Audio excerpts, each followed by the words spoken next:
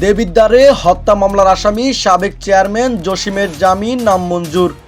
কুমিল্লার দেবিদ্বারে বৈষম্য বিরোধী ছাত্র আন্দোলনের সময় সংগঠিত হত্যা ও হত্যা চেষ্টা মামলার আসামি সাবেক ইউপি চেয়ারম্যান ও আওয়ামী লীগ নেতা মোহাম্মদ জসিমউদ্দিন সরকারের জামিন আবেদন নামঞ্জুর করেছেন আদালত।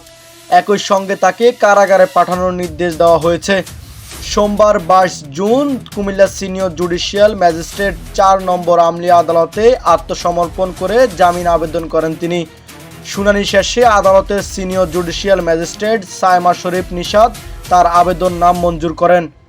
আদালত সূত্রে জানা যায় 2024 সালের 4 আগস্ট বৈষম্য বিরোধী ছাত্র আন্দোলনের সময় গুলিবিদ্ধ হয়ে নিহত স্বেচ্ছাসেবক দল নেতা আব্দুর রাজ্জাক রুবেল হত্যা মামলায় 10 নম্বর এবং আবু বক্কর হত্যা চেষ্টা মামলায় 72 নম্বর এজাহারভুক্ত আসামি হিসেবে জসিমউদ্দিন সরকার আদালতে আত্মসমর্পণ করেন। জসিমউদ্দিন সরকার দেবিদ্বার উপজেলার রাজামেহার ইউনিয়নের সাবেক চেয়ারম্যান ও ইউনিয়ন আওয়ামী লীগের সদস্য। ছাত্র জন অভ্যুত্থানের পর থেকে তিনি আত্মগোপনে ছিলেন বলে জানা গেছে। থানা সূত্রে জানা যায় হত্যা ও হত্যা চেষ্টা মামলার পাশাপাশি তার বিরুদ্ধে চাঁদাবাজি এবং সাংবাদিক বিল্লাল হোসেনকে হত্যা চেষ্টার অভিযোগ সহ একাধিক মামলা বিচারাধীন রয়েছে।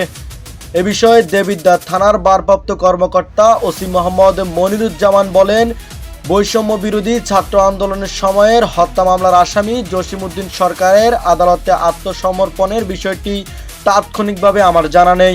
আদালতে খোঁজ নিয়ে পরে বিস্তারিত জানাতে পারবো।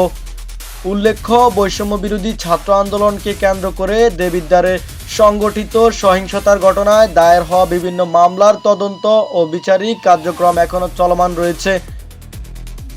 ডেস্ক রিপোর্ট, কুমিল্লার ডাক।